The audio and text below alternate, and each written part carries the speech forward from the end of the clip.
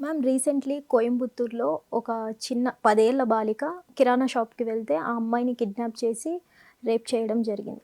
So, Vijay గారు CM అయిన తర్వాత ఇది ఫస్ట్ కేస్ ఇలా జరగడం. సో, దీన్ని తీసుకొని సీఎం విజయ్ గారు అక్కడ ఈ కేస్‌ని టేకప్ చేసిన ఐపీఎస్ ముగ్గురున్నారు కదా! వాళ్ళలో ఒకరు వీడియో కాన్ఫరెన్స్‌లో గాని, ఆ ప్రెస్ మీట్‌లో గాని నవ్వుతూ హేళనగా మాట్లాడడం జరిగింది. ఒక పోలీస్ సంస్థ పేరెంట్స్‌కి భరోసా ఇవ్వాల్సిన పోలీస్ సంస్థ ఇలా నవ్వడం, చేయడం వల్లే ఇలా జరుగుతున్నాయి ఇవన్నీ అని కూడా అతను యాక్షన్ తీసుకొని ఆ ముగ్గురు ఐపీఎస్‌లను కూడా బదిలీ చేయడం జరిగింది. దీన్ని మీరు ఎలా చూస్తారు మ్యామ్? ఇది నిజంగా ఈ ఈ ఈ దృష్టికోణం చాలా అవసరం. ఇప్పుడు మనం సినిమాల్లో చూస్తుంటాం. అవును. ఒక సినిమాలో సమంత అని ఎవరో చనిపోయిన వాళ్ళ దగ్గరికి తీసుకెళ్తారు. తీసుకెళ్తే నవ్వుతుంది. వాళ్ళు చాలా భయపడతారు. అవును. అసలు ఎవరన్నా కొట్టేస్తారేమో మనని అన్నంత భయం పడతారు. అదే మనం పెళ్ళికి వెళ్ళి అక్కడ చావు వార్తలు మాట్లాడామనుకోండి, ఏడుపు మొహం పెట్టుకుని కూర్చున్నాం అనుకోండి, బాగుంటుందా? బాగోదు. అంటే దీని అర్థం ఏంటంటే సందర్భానికి తగ్గట్లుగా ప్రవర్తించటము, మన బాడీ లాంగ్వేజ్ ఉండటము అనేది చాలా ఇంపార్టెంట్. బాడీ లాంగ్వేజ్ ఎక్కడి నుంచి వస్తుంది? మన బ్రెయిన్ నుంచి వస్తుంది. మనం సీరియస్గా ఆలోచిస్తున్నాము అంటే మన బాడీ లాంగ్వేజ్ కూడా ఆటోమేటిక్గా సీరియస్గా ఉంటుంది. అవును. ఇప్పుడు ఈ కోయంబత్తూరులో జరిగిన సంఘటన చాలా హృదయ విదారకమైన ఘటన. అవును. అంటే ఈ దేశంలో ఇంకెక్కడా జరగలేదా, కోయంబత్తూరులోనే జరిగిందా అని కాదు, అక్కడ జరిగింది. అవును. జరిగితే 2 నిందితుల్ని పట్టుకున్నారు. ఆ నిందితులిద్దరూ ఈ పాపను కిడ్నాప్ చేసి అత్యాచారం చేసి చంపేశారు. చాలా కిరాతకంగా చేశారు. అవును. మరి ఆ ఇద్దరిని పట్టుకున్నామని చెప్పి వీళ్ళు ప్రెస్ మీట్ పెట్టి మాట్లాడారు. అవును. ఈ మాట్లాడే టైంలో కెమెరాలు ఆన్లో ఉండగా లైవ్లో వీళ్ళు ఏవో జోకులు వేసుకోవడం, ఓకే. మాట్లాడుకోవటం, నవ్వుకోవటం, ఒక నాన్ సీరియస్ మ్యాటర్ లాగా బిహేవ్ చేశారు వాళ్ళు. అవును. అయితే ఇలా చేయడాన్ని సోషల్ మీడియా బాగా తప్పుపట్టింది. ఓకే. అది విజయ్ దృష్టికి వెళ్ళింది, సీఎం విజయ్ దృష్టికి వెళ్ళింది. ఆయన చాలా సీరియస్గా రియాక్ట్ అయ్యారు అనేది తెలిసింది. ఆ సీరియస్గా రియాక్ట్ అయితే ఏం చర్యలు తీసుకుంటారు అని సర్వత్రా ఉత్కంఠత నెలకొంది. అందరూ చూశారు ఏం చేస్తాడు ఈయన, ఏమి చర్యలు తీసుకుంటాడు అని.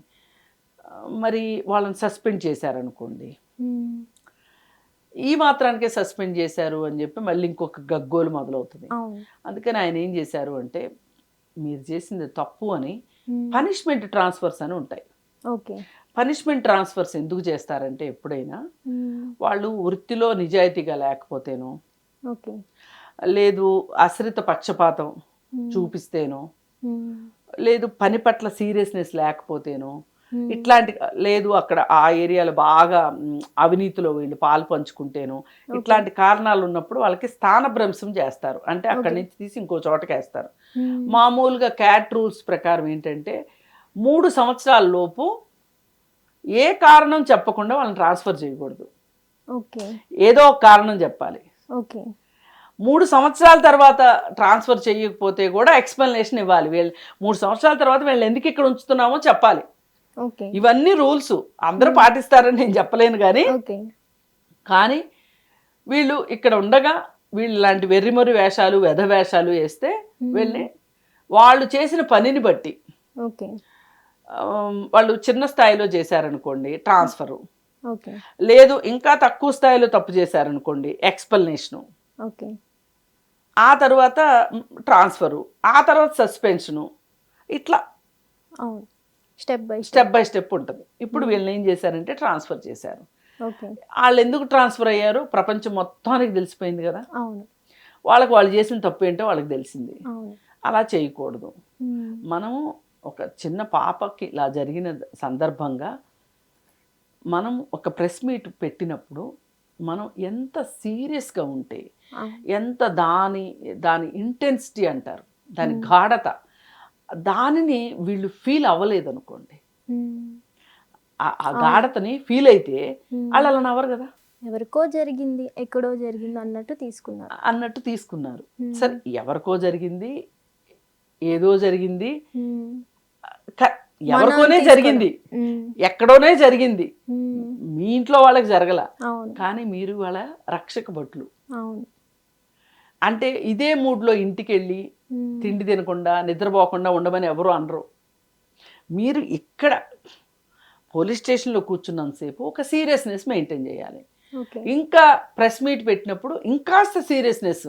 అంటే ప్రజలకి పోలీసు చాలా సీరియస్గా ఉన్నారు అనేది అర్థం కావాలి. అప్పుడు పోలీస్కి నమ్మకం, ప్రజలకు పోలీస్ మీద నమ్మకం వస్తుంది. అవును. వీళ్ళు డ్యూటీ అంటే డ్యూటీలో భాగంగా ఉన్నారు, డ్యూటీని దేవుడు లాగా ఫీల్ అవుతున్నారు వీళ్ళు అవును. అని జనాలు అనుకోవాలి.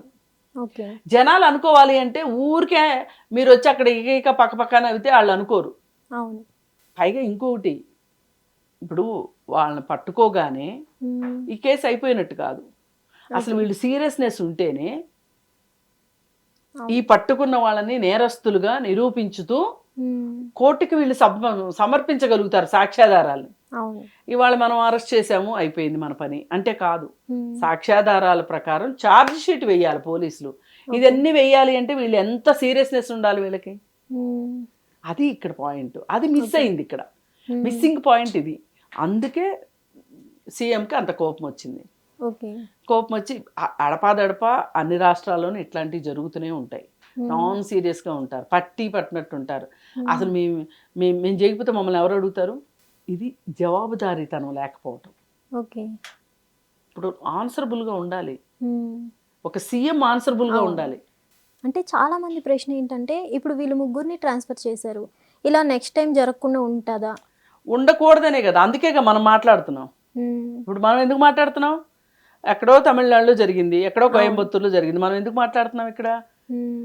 ఇప్పుడు జనాలకి ఇది అర్థం కావాలి, అవును, పోలీసుకు కూడా అర్థం కావాలి, అందుకోసమే మాట్లాడుతాం. మీడియా ఉండేది ఎందుకు? ఎక్కడ ఏది జరిగినా సరే అది మనం అందరికీ తెలియజెప్పటానికే మీడియా ఉన్నది. ఓకే. అందుకని సీఎం తీసుకున్న నిర్ణయం చాలా మంచి నిర్ణయం. ఏ పోలీస్ అయినా ఒళ్ళు దగ్గర పెట్టుకోవాలి. మీరు కాకి చొక్కా వేసుకున్నారంటే కాకి చొక్కాకి న్యాయం చేయాలి, అంటే న్యాయానికే న్యాయం చేయాల్సిన మనుషులు మీరు. అంటే ఎంత బాధ్యతగా ఉండాలి. ఆషామాషిగా ఏదో ఒక సినిమా రివ్యూ గురించి మాట్లాడుకున్నట్టు నవ్వుకుంటారేంటి మీరు? అంత ఆషామాషిగా ఉందా ఒక చిన్నపిల్ల ప్రాణం అంటే? ఈ జనాలుగా మీ దగ్గరకు వచ్చి ఏ నమ్మకంతో మీకు రిపోర్ట్ చేస్తారు ప్రజలు? అసలు మీరు ఉన్నది ఎందుకు? న్యాయం చేస్తారనే కదా, న్యాయం చేయటానికే కదా. పైగా ప్రజలు అది నమ్మాలి, ఆ నమ్మకం మీరు కలిగించాలి. అందుకని ఏ రకంగా చూసినా సరే ఇక్కడ మనకు ఒకటి అర్థమైంది ఏంటి అంటే, సీఎం చాలా సీరియస్గా ఉన్నాడు విషయాల పట్ల. సీఎంఏ సీరియస్గా ఉంటే యథా రాజా తదా ప్రజ అంటారు. యథా రాజా తదా పోలీస్. ఓకే, దానికి అర్థం పట్టేటట్లు ఉంది ఈ ఘటన. సో విజయ్ గారు సీఎం అయిన తర్వాత ఫస్ట్ కేసుని ఇంత సీరియస్గా యాక్షన్ తీసుకోవడం జరిగింది. సో ముందు ముందు మహిళల పట్ల ఎలాంటి భద్రత చేపడతారు అనిపిస్తుంది మ్యామ్? ఆయన ముందే చెప్పారు. ఆయన ఎన్నికల్లో పోటీ చేసేటప్పుడు ఎన్నికల వాగ్దానాల్లోనూ అదే చెప్పాడు, నేను మహిళల భద్రతకి రక్షణ సంరక్షణకి నేను కట్టుబడి ఉంటాను అని చెప్పాడు. అలాగే ఆయన మొదటి చేసిన 3 సంతకాలు ఏవైతే ఉన్నాయో 3 ఫైల్స్లో 2వ ఫైల్లో ఈ మహిళల భద్రతకు సంబంధించి ఉంది. షీ టీమ్స్ తరహాలో నేను మహిళల భద్రత కోసం అని చెప్పి నేను చర్యలు చేపడతాను అని చెప్పి ఉంది. అంటే దానికి తగ్గట్టుగానే ఆయన ఇప్పుడు పోలీసులు చేయడం వరకు బాగానే చేశారు, కానీ ప్రెస్ మీట్లో వాళ్ళ హావభావాలు బాగలేదు అన్నది ప్రశ్న. అయితే వీళ్ళు ఇంత నాన్ సీరియస్గా ఉంటే మీకు ప్రజలకి మీ మీద నమ్మకం ఎట్లా వస్తుంది అనే దానికోసం ఆయన చాలా సీరియస్గా ఉన్నాడు. ఆయన ఇంటెన్సిటీ మనకు అర్థమైంది ఇప్పుడు. అందుకని మహిళల భద్రత గురించి సీరియస్గా ఉన్నాడు. అలాగే ఆయన సంతకం చేసిన 2వ ఫైల్లోనే అది ఉంది. ఆయన అవగాహన కలిగిస్తారు సమాజంలో నేరాల పట్ల, మహిళల రక్షణ కోసం నేను కట్టుబడి ఉంటాను అని చెప్పాడు. దాని ప్రకారం ఉంటారు అనిపిస్తుంది. మ్యామ్ ఇప్పుడు చాలా చోట్ల మనకి చూస్తున్నట్లయితే ఈ రేపులు జరగడం, చంపేయడాలు కామన్ అయిపోతున్నాయి. ఇక్కడ కూడా ఇప్పుడు రేప్ చేసి చంపేయడం జరిగింది. సో ఏముందిలే, కేసు ఫైల్ చేస్తారు, వాళ్ళకి ఏదో శిక్ష విధిస్తారు అనుకునే లైట్ తీసుకుంటున్నారు. మరి ఈ కేసు కూడా అట్లనే లైట్ తీసుకుంటారంటారా? సీరియస్ తీసుకోదలుచుకుంటే వాళ్ళని ఎందుకు ట్రాన్స్ఫర్ చేస్తారు? అసలు మనకి ఇక్కడ కావాల్సింది ఏంటి అంటే ఈ కేసు అనే కాదు, ఏ కేసు అయినా సరే ఒక అవగాహన అవసరం. సమాజంలో ఇట్లాంటివి ఎందుకు జరుగుతున్నాయి, ఎవరు చేస్తున్నారు, దీన్ని అరికట్టడం ఎట్లా అనే దానికి ఇది ఒక ప్రణాళికాబద్ధంగా జరగాల్సిన వ్యవహారం ఇది. ఇప్పుడు జస్టిస్ వర్మ గారు అని చెప్పి, జస్టిస్ వర్మ కమిటీ రికమెండేషన్స్ అని చెప్పి నిర్భయ కేసు జరిగినప్పుడు వచ్చినాయి మనకి ఇవన్నీ. వచ్చినప్పుడు ఆయన చెప్పింది ఏంటి అంటే, మన దేశంలో ఈ అత్యాచారాలు జరగటానికి మహిళ అనగానే వాళ్ళ సొంత ప్రాపర్టీ అనుకోవటం, మహిళ అనగానే నేను అనుభవించడానికే ఉన్నది, నా కోసమే సృష్టించబడింది మహిళ అని అనుకుంటారు. అనుకుని వాళ్ళు ఇలాంటి అఘాయిత్యాలకు పాల్పడుతున్నారు. వాళ్ళకి కావాల్సింది ఏంటి అంటే, అసలు మీరు జెండర్ వేరు, సెక్స్ వేరు అనేది చెప్పాల్సిన అవసరం ఉంది. జెండర్ న్యూట్రాలిటీని తీసుకురావాల్సిన అవసరం ఉంది. జెండర్ న్యూట్రాలిటీ ఎలా వస్తుంది? జెండర్ గ్యాప్ తగ్గిస్తే జెండర్ న్యూట్రాలిటీ వస్తుంది, అప్పుడు జెండర్ డిస్క్రిమినేషన్ తగ్గుతుంది. ఇలా ఆయన చెప్పుకుంటా వచ్చారు. దాని ప్రకారం పనిచేయాలని, దానికోసం నిర్భయ ఫండ్ ఒకటి పెట్టి, నిర్భయ ఫండ్ ద్వారా చిన్నప్పటి నుంచినే పిల్లలకి తనతో సమానమైన హోదా అని స్త్రీకి, అంటే బాలికకి, ఒక బాలుడు ఒక బాలికకి నాతో సమానం అనుకునేలాగా ఉండాలి. అంటే మరీ చిన్నపిల్లలు అంత తేడాలు చూపించరు అనుకోండి, కొంచెం పెరుగుతున్నప్పుడు వాళ్ళకి ఏం అర్థం అవుతుంది? ఆడపిల్లలు గిన్నెలు తోముకుంటారు, లేకపోతే ఇల్లు ఉడుస్తారు, ఇంకా దానికే ఉన్నారు, పిల్లల్ని కంటారు, అంతవరకే ఆలోచిస్తారు. అలా కాకుండా మనతో సమానం, మనలాంటి మనుషులే వాళ్ళు కూడా, మనకే హక్కులు అయితే ఉన్నాయో వాళ్ళకి అవే హక్కులు ఉన్నాయి. ఆమె నో చెప్తే నో, ఆమెని మనం దాన్ని, ఆమె ఉద్దేశాన్ని మనము యాక్సెప్ట్ చేయాలి, గౌరవించడం కూడా కాదు. ఆమె హక్కును ఆమెకి ఇవ్వాలి.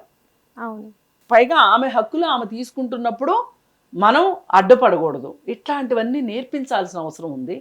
అలాగే నేరాల గురించి, చట్టాల గురించి చిన్నప్పటి నుంచినే వాళ్ళకి క్లాస్ రూముల్లో వాళ్ళ మెచ్యూరిటీ లెవెల్స్ని బట్టి వాళ్ళకి తెలియజేయాల్సిన అవసరం ఉంది అని చెప్పి జస్టిస్ వర్మ కమిషన్ చెప్పింది. అలా చెప్పినప్పుడు దాన్ని పిల్లలందరూ సరిగానే అర్థం చేసుకుంటారు అని అనుకోకపోయినా మెజారిటీ పిల్లలు అది అర్థం చేసుకుంటారు, ఎంతో కొంత మెచ్యూరిటీ వస్తుంది. ఇప్పుడు మనకి సూర్యుడు తూర్పున ఉదయిస్తాడు అనేది అందరికీ తెలుసు. మనం ఒప్పుకుంటున్నాం, ఒప్పుకోవట్లేదా? ఒప్పుకుంటున్నాం. అట్లా ఇది ఒప్పుకోవడానికి ఎన్నాళ్ళు పట్టింది?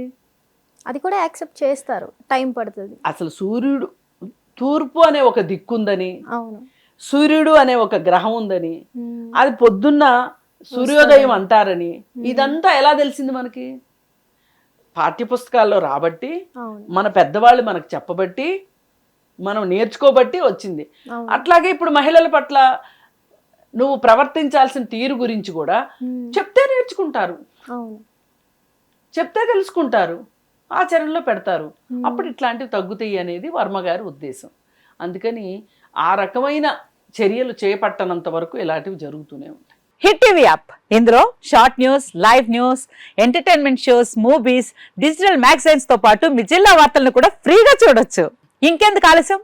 వెంటనే హిట్ టీవీ యాప్ ని డౌన్లోడ్ చేసుకుని ఫ్రీగా ఎంటర్టైన్మెంట్ పొందండి. Hit TV app, hit TV app, please download hit TV app. Hit TV app ని ఫ్రీగా డౌన్లోడ్ చేసుకుని ఎంజాయ్ చేయండి. మీకు నచ్చిన ఎంటర్టైన్మెంట్ కోసం హిట్ టీవీ యాప్ ని ఫ్రీగా డౌన్లోడ్ చేసుకుని ఎంజాయ్ చేయండి. హిట్ టీవీ యాప్ ని డౌన్లోడ్ చేసుకుని ఆస్వాదించండి, ఆశీర్వదించండి. ఇంతమంది సెలబ్రిటీలు హిట్ టీవీ యాప్ ని డౌన్లోడ్ చేసుకోండి అని చెప్తున్నారంటే ఎంత మంచి యాప్ ఆలోచించండి. అమెరికా అమెరికా అమెరికా అమెరికాలో చదవాలనుకునే వాళ్ళకి విశ్వసనీయమైన పేరు మన శౌర్య కన్సల్టెన్సీ. UK లో 1 year masters, UK లో 1 year masters, 2 years work permit up to 5 years visa. Contact Saurya Consultancy. Contact 89851 89851.